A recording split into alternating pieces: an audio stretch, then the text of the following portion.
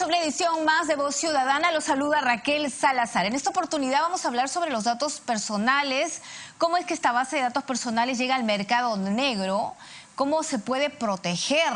Justamente tenemos algunos datos de que no solo se venden las bases de datos con cuentas bancarias, sino también fichas médicas, ¿no? Lo que se sabe es que en este mercado informal circula una gran variedad de información privada, incluso historias médicas. Usted puede pedir un crédito hipotecario y sorpresivamente, a pesar de que usted lo mantuvo en reserva, se enteran de que usted tiene una enfermedad quizás terminal. Al entregar la información personal al banco, clínica o EPS, entre otros, una persona queda totalmente retratada. Por eso en el ámbito de acción en perjuicio, de los usuarios es ilimitado. Pero hay una ley de protección de datos personales y para hablar de este interesante tema nos acompaña, ya está en los estudios con nosotros, José Álvaro Quiroga León. Él es abogado, fue director general de la Autoridad Nacional de Protección de Datos Personales que pertenece al Ministerio de Justicia durante 5 años. Le damos la bienvenida y también está con nosotros el no menos conocido, Crisólogo Cáceres, presidente justamente de la Asociación Peruana de Consumidores, a quien le vamos a dar también la bienvenida. Tenemos que hacer una brevísima pausa y regresamos con esta interesante entrevista.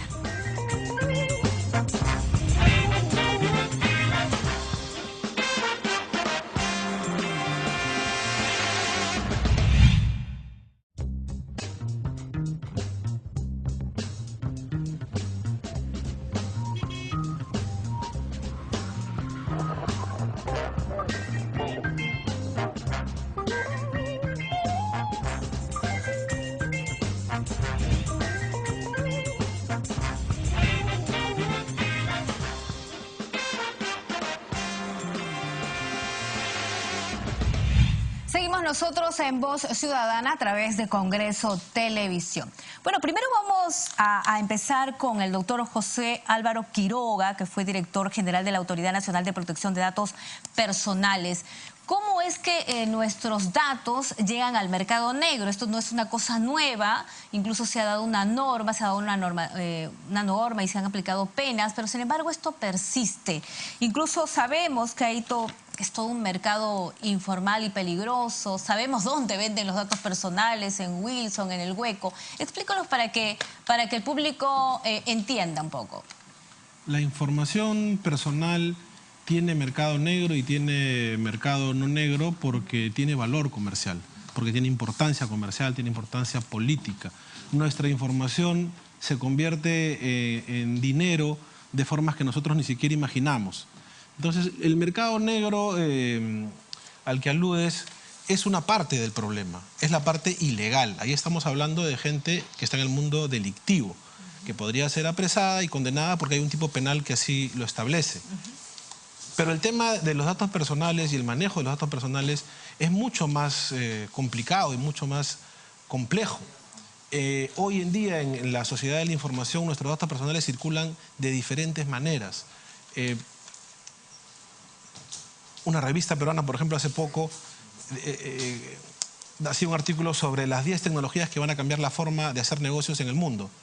De esas 10 tecnologías, 7 son intensivas en manejo de información personal. Esa es la realidad de la importancia de los datos personales. Entonces, ¿por qué son importantes? Para una parte, porque se convierten en dinero. La información permite saber cómo toma decisiones una persona para decisiones de viaje, de compras, de salud y para tomar decisiones sobre ella. Al conocer sus preferencias, al conocer datos íntimos como una enfermedad que no debería conocer, sus gustos, sus preferencias, para discriminar, para hostilizar, para muchas cosas. ¿Cómo se protege eso? Pues aplicando un derecho que está en la Constitución. La Constitución peruana dice que tenemos el derecho a que nuestra información personal no se use en nuestro perjuicio.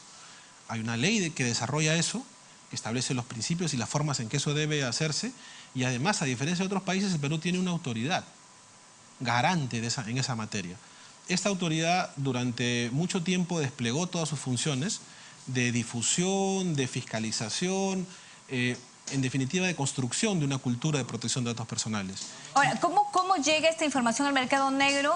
Bueno, dice que debido a que las entidades no tienen un control sobre sus bases de datos, sus mismos empleados sacan copias de estas y luego las venden. ¿Es así? Hay muchas formas. Lo que ocurre es que no hay una cultura de protección de datos personales. Entonces las personas que manejan la información de otros no tienen idea de la importancia de esa información y cómo pueden afectar las vidas de otras personas si no cuidan esa información. El trabajo de la autoridad que me tocó dirigir es construir esa cultura de protección de datos, que implica difundir que existe, conseguir que se entienda que hay que tener cuidado sobre eso y que hay que respetar ciertas medidas de seguridad en todos los campos en los que uno maneja información de las personas.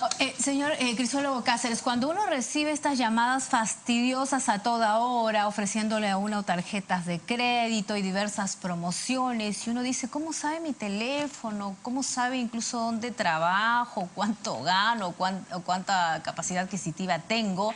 Seguramente debe ser producto de este mercado negro. ¿Qué información tiene sobre este tema, señor Crisólogo? Bueno, el tema de la información es un tema de lo más crítico para los consumidores, porque realmente es un producto tan valioso para las empresas y para los gobiernos que ellos luchan, pugnan, discuten, pagan lo que haya que pagar para acceder a esas bases de datos. Y por ejemplo, cuando recibes esas llamadas en tu domicilio es porque alguien a quien tú le diste válidamente tus datos se los ha dado a estas personas que nos llaman.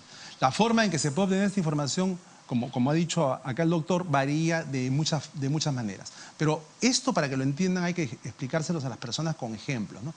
En primer lugar está el tema financiero. Nosotros los consumidores le damos a las entidades financieras una gran cantidad de información sobre todo, nuestros ingresos, nuestras posibilidades, tan es así que nos aumenta la línea de crédito o nos bajan. Pero hay una gran fuga de información financiera y a pesar de que tenemos un reglamento de tarjetas de crédito y débito según el cual todas las entidades financieras tienen que adoptar medidas de seguridad sumamente importantes para evitar la fuga de información, vemos que la información financiera de los consumidores sigue. Y a pesar de que hay sanciones y que la SBS debería estar haciendo una supervisión constante, la información financiera del consumidor fluye como si nada. Los taxis por aplicativo son otra forma en la cual la información está corriendo. Las personas para solicitar este tipo de servicio están dando datos y se han reportado varios casos ya de mujeres que han hecho uso del servicio de taxis por aplicativos y que luego han sido objeto de acoso sexual por parte de los taxistas. Cuando uno va a una farmacia y da su DNI, ahí de alguna manera está facilitando que... Cuando vas a la farmacia y das tu DNI, cuando vas al supermercado y te están diciendo, señor, denos su DNI para, aunque tú pagues en efectivo y no tengas la tarjeta del supermercado ni de la tienda por departamentos, ya te están clasificando y ellos están armando bases en las cuales están determinando que Crisólogo Cáceres, por ejemplo, o Raquel Salazar, periódicamente van a tal tienda y compran tal tipo de producto. Entonces ellos ya saben qué te tienen que ofrecer. Ya saben, cuando te llamen por teléfono con esas llamadas molestas con las que hemos empezado a conversar, saben exactamente qué es lo que te tienen que ofrecer, porque tú inocentemente les has dado. ¿Cuándo se ha visto que cuando usted va a comprar, por ejemplo, un pantalón, le pidan su DNI? Antes tú ibas y si pagabas en efectivo, pagabas. Y punto. Pero ahora quieren saber tu identidad, tus datos, para que tú puedas comprar ese pantalón. ¿Y uno se puede negar? Sí, claro. O sea, tú podrías decir, ¿para qué quieres mi DNI? Pero yo, me ha pasado y yo les he dicho, y eso que estoy pagando en efectivo, ¿para qué quieren mi DNI? Porque incluso la policía nos recomienda que no la demos, ¿no? Sobre todo si se trata de pagar en efectivo. Lo que pasa es que los consumidores mayoritariamente es una hacen eso. política de la tienda, aunque pagaras a etcétera. crédito, el DNI tiene, y ahí viene uno de los principios, tiene una finalidad que es identificarte, no guardar los datos. La palabra clave aquí es perfilamiento. Lo que se hace para tomar decisiones sobre las personas y para ofrecerles cosas es perfilarlos. Y a uno lo perfilan sobre lo que consume, lo que piensa, lo que hace, cómo vive. Si uno va a la farmacia y constantemente compra, pues, por ejemplo, pastillas para el dolor de cabeza, ¿no? Pastillas para el dolor de estómago y te dan, te piden tu DNI, ellos ya saben qué te molesta, qué dolencia tiene, y eso puede también llegar... Por supuesto. Clandestinamente a otro lugar. Ahí se enfrentan dos criterios, ¿no? Las industrias lo que te dicen es que ellos buscan mejorar la experiencia del cliente. Pero lo que encuentras detrás es que hay una intención muy grande de tomar tu información y luego no informarte qué hacen con ellas, que puede ser compartirla con una vinculada, hacerte un perfil, cosa que no necesariamente es ilegal, si es que respetaran tu derecho a decir que no. Es decir, yo te doy un servicio y para ese servicio necesito ciertos datos para darte el servicio. En el momento en que yo pido más datos de los que necesito para darle mi servicio, hay una alerta. ¿Por qué me pides tantas cosas para comprar un pantalón? Hay para preocuparse. Y me ha pasado que también yo me he ido al banco a hacer una transferencia de un dinero más o menos considerable y que a los 20 minutos me comienzan a bombardear de llamadas, con promociones, con tarjetas y muchas cosas más. Y yo digo, ¿pero por qué me están llamando? Qué raro. Acabo de hacer esta transferencia en el banco, donde he dado mis datos, mi DNI y todo lo demás, y mi celular también está ahí, y me comienzan a llamar. Qué extraño, ¿no? consideran que están ofreciéndote un beneficio. Pero esa manera de pensar de que yo sé lo que es tu beneficio y que yo te puedo ofrecer cosas que a ti te interesan, le falta el respeto al ciudadano que tiene la posibilidad de decidir si quiere o no quiere recibir esas ofertas. El origen de la protección de datos tiene que ver con lo que se llamaba la autodeterminación informativa. Yo decido a quién le entrego mi información, para qué la pueden usar y para qué no. Cuando alguien se monta sobre esa autodeterminación y empieza a decidir qué cosas hace con tu información, aunque te resulten molestosas, aunque tú no las hayas autorizado, entramos en el mundo de la infracción, de lo irregular. ¿Qué establece? Sí, y esto se traduce también en el tema que tú mencionaste a un inicio, el tema de la salud. O sea, la Ley General de Salud establece claramente que se tiene que guardar reservas sobre la información que entrega el paciente, el usuario de los servicios de salud. Y entonces, si bien es cierto que su salud, que es la superintendencia que fiscaliza cómo se prestan estos servicios en establecimientos públicos y privados, fiscaliza la calidad de atención, su salud debería también centrarse en el tema de los datos que les damos los usuarios a las clínicas, a los hospitales, porque mucha de esa información está circulando. Como tú dices, hay instituciones de salud que están trasladando esa información, y cuando tú vas a solicitar una póliza de seguro, dicen, oye, ¿usted ha sido atendido en algún momento? Sí, pero fui pues por, no sé, pues un dolor de cabeza.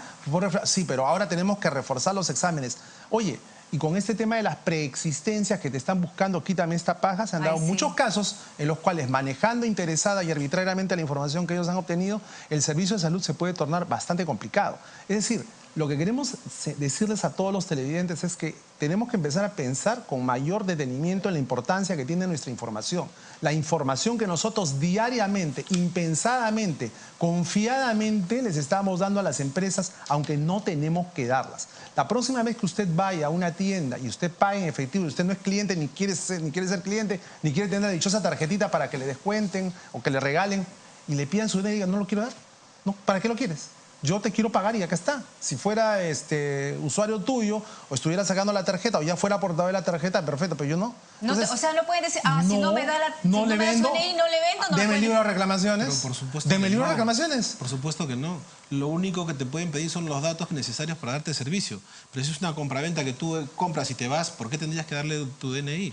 Si te van a dar un servicio en tu casa, necesitan tu domicilio. Porque encima te pone mal la cara cuando tú preguntas por qué pero por supuesto. Te pone mal la cara. Pero es que la persona a la que tú le ves la cara tiene órdenes pues, de captar información. Así es. La decisión de arriba es la que tiene que tomar conciencia que podría captar esa información pidiendo permiso. Ahora, me acuerdo que el año pasado fue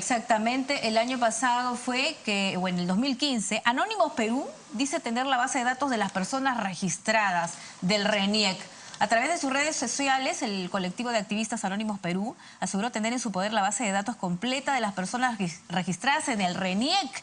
En su publicación dijeron no estar seguros de difundir la información, pero sí aclararon que habían ingresado a la base de datos para demostrar la vulnerabilidad de sus sistemas de seguridad. Deberían exigir a la RENIEC mejorar la seguridad de sus servidores. ¿Cómo es posible que información de este tipo pueda ser obtenida tan fácilmente? Claro, después el RENIEC aseguró que su registro es inviolable, etcétera, pero así estamos de... Las fugas de información son un hecho. La empresa que quiere decir que no hay fuga de información nos está engañando.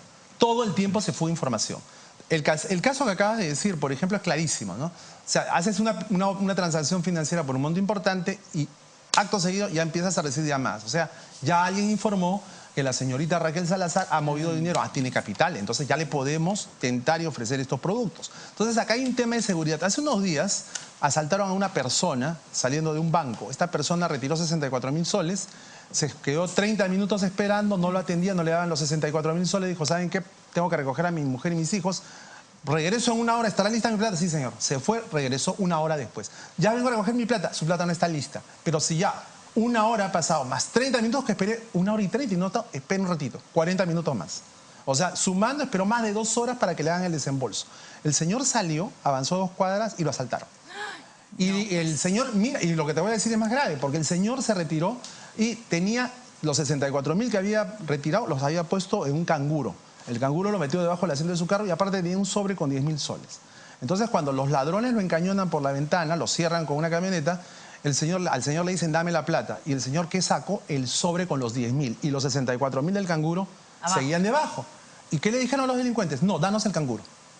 ¿Cómo sabían, Exacto. cómo ¿Cómo sabían que la plata gorda estaba en el canguro si no había salido información de dentro del banco? Es obvio. Entonces, eso ha llevado... la información sale Obvio. del mismo banco. Entonces, ¿cuál es la situación acá? ¿Cómo combatir eso? Porque durante años nos han dicho las instituciones financieras que no es conveniente retirar fuertes sumas de dinero en efectivo, con lo cual yo estoy de acuerdo. El cheque de gerencia, la transferencia interbancaria son buenos caminos. Genial. Pero también nosotros tenemos derecho de retirar dinero y no se nos puede tener a la cultura del miedo. Entonces hay que establecer mecanismos y ASPEC planteó una serie de opciones a las BAN, las cuales fueron recogidas. Pero en punto es, hablando con especialistas en seguridad sobre esto, ¿cómo se hace en otros países? Y me contaba el especialista en seguridad que, por ejemplo, en el caso de las líneas aéreas, los pilotos son sometidos inopinadamente a exámenes de orina para ver si consumen drogas y al polígrafo. Entonces, el piloto, para saber si tiene alguna situación extraña, de repente ven que hace pasar por el polígrafo que tiene un 99% de confiabilidad. Pregunto yo, inocentemente, ¿no se puede hacer lo mismo con los empleados del banco? Exacto. A ver, inopinadamente, a ver, señor, ¿usted le da la voz, le pasa la voz a bandas? Señor, ¿usted negocia con las bases de datos de los consumidores? Señor. Entonces, hay que pensar porque ya basta, la gente está muriendo porque la información, que es un bien tan preciado, está fluyendo libremente, siendo algo que nos pertenece a nosotros. Por eso se aplica o no un protocolo de seguridad para proteger los datos personales. Tenemos que hacer una brevísima pausa y regresamos con esta interesante entrevista. Ya volvemos.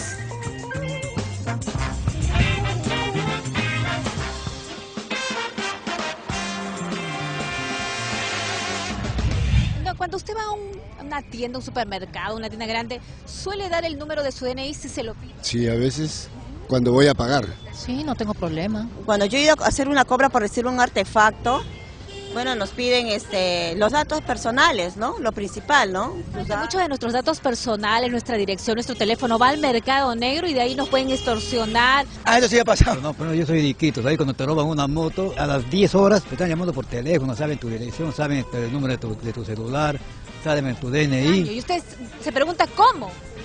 Y ahí hay el detalle, ¿cómo? Sí, eso es lo que me pasó. A mí en mi casa me llamaron diciendo que mi hijo lo tenían secuestrado y que tenía que llevar a un lugar una cantidad de dinero, pero yo lo que hice, le colgué, le dije, ya, después hablamos. ¿Cómo saben tus datos personales, güey? No estaríamos obligados, ellos simplemente deberían cumplir con darnos la boleta, la factura, el documento contable y punto. No teníamos por qué estar nosotros ventilando nuestra identidad con nadie. Porque ¿usted siente que el Estado protege los datos, nuestros datos personales? No, definitivamente que no. ¿No debería el Estado proteger nuestros datos personales? Mucho. Así que a partir de ahora, ya pues póngale freno a eso, ya no den sus datos así nomás.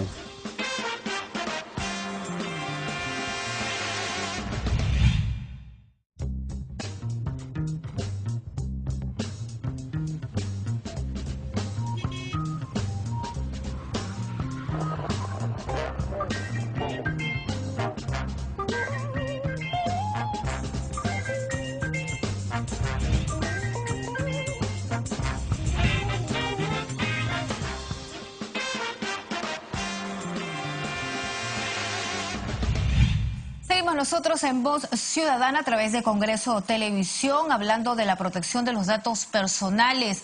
Por cierto, la protección de los datos personales es un derecho constitucional y aunque usted no lo sepa, existe la Autoridad Nacional de Protección de Datos e incluso hay una ley que ya está vigente y justamente como ya le hemos adelantado, está con nosotros en este programa el doctor José Álvaro Quiroga, que justamente ha sido director de la Autoridad Nacional de Protección de Datos. Primero, ¿cuáles son los alcances de la ley? ¿No? ¿Qué deben hacer las empresas? ¿Cuál es el protocolo de seguridad? La ley establece los principios, entre ellos finalidad, consentimiento, proporcionalidad y seguridad. Y en ese rubro, la Autoridad de Protección de Datos emitió una directiva de medidas de seguridad que está, imagino, seguirá en la web del Ministerio, que fue considerada una de las mejores del mundo. Muy fácil de aplicar para las medianas empresas, las grandes en realidad no necesitan que les enseñen, pero digamos de medianas para abajo, muy útil, muy práctica, recibió muchas felicitaciones. Esa ley también, debería haber dicho al principio, crea una autoridad con mucha potencia, tenía mucha potencia esa autoridad, con capacidad de supervisión, fiscalización, difusión. ¿Tenía? ¿Por qué dice tenía? Porque esta autoridad llegó a ser reconocida como una entidad referente en Iberoamérica. Y ¿Qué luego, pasa ahora? Luego ha sido empaquetada con un proyecto de la Autoridad de Transparencia.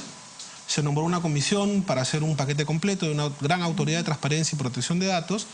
Los propios miembros de esa comisión han quedado muy descontentos con el resultado y esa gran autoridad conjunta de transparencia y protección de datos no existe todavía funcionando. Y lo que sé de la Autoridad de Protección de Datos, que está, digamos, a un rincón de esa gran autoridad de transparencia, es que no tiene personal, no tiene funciones. ¿Se ha debilitado? Está en la práctica desaparecida. Perú no asiste en el concierto internacional, es un ausente. Después de haber sido miembro del Comité Ejecutivo de la Red Iberoamericana de Protección de Datos, invitado por la Red Iberoamericana para formar parte de eso, está desaparecido, no participa en nada. ¿Y por qué? ¿A qué se debe? Pues no lo sé, tendrían que explicar los quienes han tomado esas decisiones. Bueno, pero yo te aseguro que esa es la respuesta, ¿no? La respuesta es que una autoridad fuerte que proteja datos de los ciudadanos es una autoridad que atenta contra los intereses comerciales de muchas empresas que quieren seguir accediendo a esos datos. Hay muchos intereses Si tuviéramos detrás. una autoridad fuerte, como la que deberíamos tener, sencillamente habría una vigilancia, una fiscalización y eventualmente sanciones a quienes estén traficando con los datos de los consumidores. Pero ello no sucede. Y eso pasa en varios ámbitos, déjame decirte, ¿no? La planilla de trabajadores, es también una base de datos, sí, claro. Y debería registrarse. ¿Se registra? Sí. Claro, si se trata de trabajadores formales, estables, tienen que remitirse al Ministerio de Educación. Tú apenas contratas a una persona, tienes que remitir el contrato al Ministerio de Trabajo. No, pero eso no se hace. Pero hay algo que yo quiero acotar, ¿no? La información es un canal de doble vía, es decir, la información que nosotros le damos a las empresas y ellos quieren que les digamos todo, hasta lo que comimos, ¿ya? Pero en cambio la información que nos dan las empresas es muchas veces información incompleta, inexacta, confusa, de difícil entendimiento para los consumidores. La ley, ¿qué contempla? ¿Hay sanciones, hay multas, hay pena de cárcel? La ley de la Autoridad de Protección, que regula la Autoridad de Protección de Datos Personales, no habla de cárcel, pero el Código Penal tiene un tipo penal para el tráfico de bancos de datos. La ley debería tener un estándar internacional, es decir, una autoridad autónoma, no vulnerable a los vaivenes dentro de una institución, como ha sido el caso de esta autoridad, capacidad de supervisión, de fiscalización. La ha tenido, durante 5 años la tuvo. ¿Ya? Ahora han modificado los criterios y se le ha convertido en una suerte, la fiscalización se convierte en una suerte de pedagogía. Es decir, voy, visito y les digo, pórtate bien, cuando lo que había ocurrido, lo que se estaba haciendo, era una cosa que empaquetaba todo. Difusión, pero también fiscalización, pedagogía, pero también sanción. ¿Hay sanciones en la actualidad? Las hubo, yo no he visto publicada ninguna más. ¿Hay multas de hasta 100 UIT? En la ley sí. Es decir, alrededor de 385.000 soles, sí, pero aproximadamente. Las aplicó. La autoridad las aplicó. La llegó a aplicar. Se aplicó, se protegió a personas que tenían muchos problemas, se sancionó a una transnacional de la información y se le ordenó bloquear información indebida. Perú fue el segundo país después de España que aplicó una norma de bloqueo a un buscador de Internet. Ahora, ¿se puede restringir el horario de llamadas que ofrecen productos, servicios o promociones? Pero claro, pero ya está restringido. Ya está restringido, por supuesto. pero no se cumple. Es verdad, o sea, las empresas no te pueden llamar de lunes a domingo ni en días feriados. Las empresas te pueden llamar de lunes a viernes en el horario comprendido entre las 8 y las 6 de la tarde. Pero las empresas te están llamando a las 9 de la noche. Y ayer, sin ir muy lejos... Si es que no estás en la lista de gracias, no insista, ¿no? O sea, uno tiene que llamar. No, pero aunque estés en la lista de gracias, no insista. Yo tengo reportes de consumidores que se quejan de que se han inscrito en este registro, que repetimos, es un registro virtual que administra el Indecopi, en el cual uno se inscribe y teóricamente no debería recibir llamadas de estos proveedores, ¿no? Pero lo hacen, y lo hacen todo el tiempo. Lo normal sería que si no estás, te pudieran llamar. Claro. Pero además hay reglas de prácticas comerciales abusivas que tienen que ver con los horarios, con la insistencia. Todo eso está regulado. El tema no es que falten leyes, el tema es que se apliquen. Leyes hay y no son malas. Eso es verdad. ¿No? Eso es la realidad. Y muchos no las conocen. No se conocen, pero a ver, la autoridad ¿qué hizo? ¿Qué logró hacer en 5 años? 3 años en realidad, porque primero estaba en construcción. Rompió la inercia. Rompió la inercia en las entidades privadas y las entidades públicas. Habrían grupos de trabajo para adecuarse a la protección de datos personales en las entidades más emblemáticas del Estado peruano. Todas las entidades financieras estaban trabajando el tema, porque se tuvo fuerza y se tuvo, debo reconocerlo, un apoyo central de la Superintendencia de Banca y Seguros. eso estaba caminando, eso estaba a pesar en de las marcha. fuertes presiones y todo lo que había, supongo. Las presiones se manejan y se manejaron de la mejor manera posible. Esa autoridad fue considerada por el Concierto Iberoamericano como un referente. Perú iba a capacitar a otros países en esta materia. Y de pronto eso ha desaparecido. Ha desaparecido. Ahora, cuando uno va a buscar Absolutamente trabajo, preocupante. la empresa que supuestamente me podría emplear, ¿tendría que saber por su cuenta si estoy en una central de riesgo? Cuando ¿O eso vas a es buscar trabajo, cuando vas a solicitar ser inquilino en una vivienda, hoy en día existen registros. Las centrales de riesgo son consultadas. Los Facebook de las personas son consultados. Es decir, yo quiero detenerme en algo, que antes que se nos venza el tiempo. No solo está en juego el derecho sagrado a la información que tenemos los ciudadanos, sino que está incluso nuestra vida en riesgo. Porque cuando las bases de datos circulan tan libremente, se pueden falsificar portadas de banco, hay delitos que se hacen a través de la Internet, estafas que se hacen a través de la Internet, extorsiones que se hacen a través de Internet. O sea, si alguien tiene tu base de datos, el delincuente puede trazar un perfil de la víctima, puede saber mucho de la víctima. Sus ingresos, su ocupación, el número de dependientes que tiene, sus horarios, sus rutinas, etcétera, etcétera. Y eso va a ser empleado no solo pues para venderte un nuevo paquete de telefonía, bueno, que eso es molesto, pero no está en juego tu vida. Esta información sirve para asaltarte, para apropiarse de tu patrimonio, para matarte. Lo que se puede hacer y se tendría que hacer es hacer una labor esforzada, concertada entre todas las autoridades que tienen que ver con el tema de la información. Y quien debería liderar es la autoridad encargada de la protección de datos personales, que ya sabemos, por lo que nos está explicando el colega, en qué situación se encuentra en este momento. Pero el Indecopi, la SBS, la policía, la fiscalía, todos deberían articular esfuerzos para ver qué se va a hacer en relación a este tema.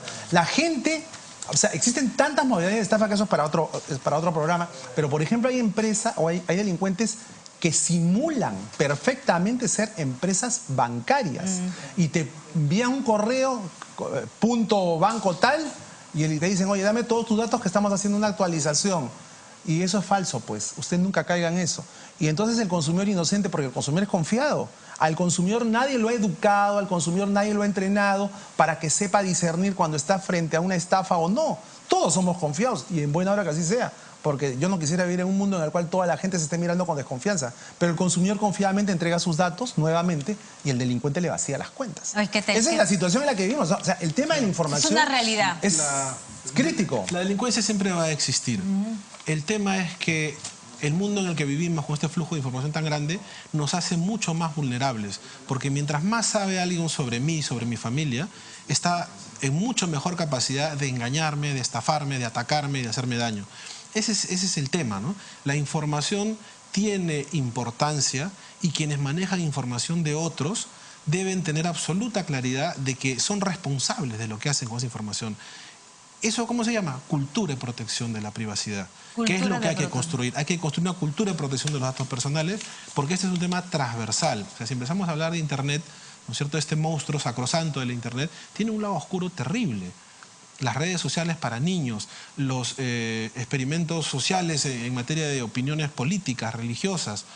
Pero nosotros no nos enteramos. Crisólogo toca un tema muy importante. Hay un desequilibrio bien grande entre quienes manejan información o productos y los ciudadanos de a pie.